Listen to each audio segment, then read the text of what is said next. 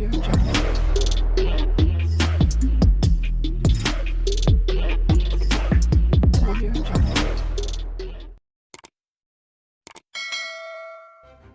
kasih kerana memilih channel ini. Sebelum kita mulakan video ini, sila pertimbangkan untuk menekan butang like, share dan subscribe dan aktifkan butang lonceng anda agar anda sentiasa mendapat info-info percuma pada setiap hari dari channel kami. Dan tinggalkan komen anda kerana komen anda amatlah dihargai. Terima kasih. Pemberi maklumat yang memiliki bukti video berhubung skandal rasuah yang didakwa melibatkan beberapa ahli politik telah menghantar surat rasmi kepada Perdana Menteri Datuk Seri Anwar Ibrahim meminta diberi perlindungan sebelum membuat laporan SPRM. Surat itu yang salinannya diserahkan kepada Malaysia Kini mendakwa selain 8 adun itu, pemimpin tertinggi negeri berkenaan juga terlibat dalam skandal berkenaan. Ia mengandungi dakwaan tertentu penyalahgunaan kuasa terhadap pemimpin tertinggi itu yang mana pemberi maklumat meminta Malaysia Kini tidak dedahkan buat masa ini. Surat yang disediakan oleh peguamnya Muhammad Izzuan Azmi daripada Izzuan Masniza Kamil dan Associate menyatakan jumlah keseluruhan dakwaan suapan itu ialah RM4 juta. Surat itu yang dihantar pagi ini turut dimajukan kepada Ketua Pesuruhjaya SPRM Tan Sri Azam Baki. Difahamkan, surat itu dirangka selepas salah seorang pembantu Perdana Menteri menghubungi pemberi maklumat berkenaan berikutan kenyataan dalam artikel Malaysia Kini menyatakan kebimbangan terhadap kemungkinan tindakan balas dan merayu agar Anwar Ibrahim mencampuri tangan.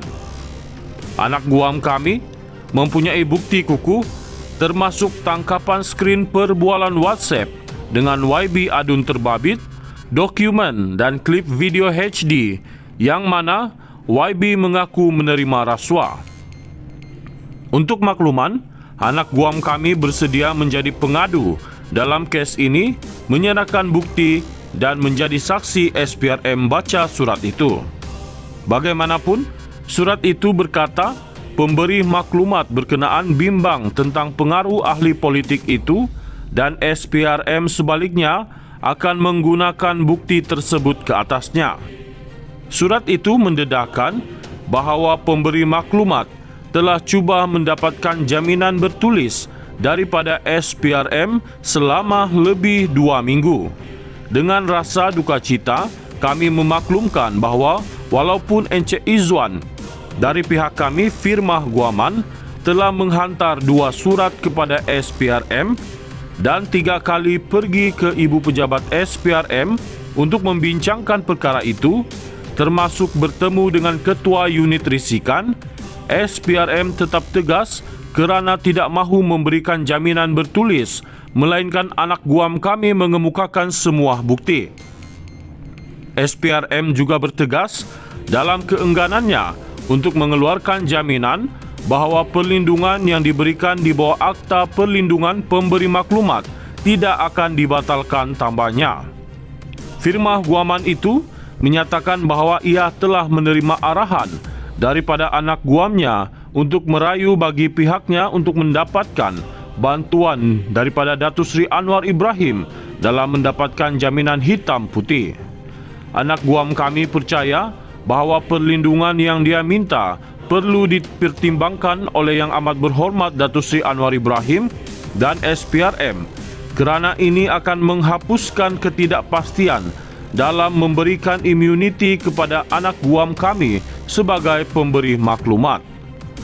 Anak guam kami bimbang dengan pengaruh dan kuasa politik YB terbabit kerana menurut anak guam kami, dinding pun ada telinga di mana kerahsiaan maklumat dan bukti yang dikemukakan serta keselamatan anak guam kami tidak terjamin.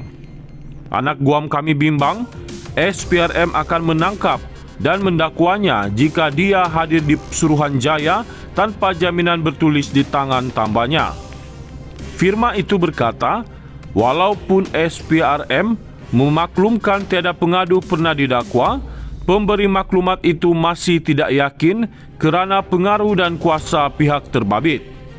Anak guam kami percaya sekiranya Yang Amat Berhormat Datuk Seri Anwar Ibrahim dapat memberi arahan yang sewajarnya kepada SPRM berhubung permintaan jaminan bertulis, ia akan menggalakkan lebih ramai pemberi maklumat untuk tampil ke hadapan.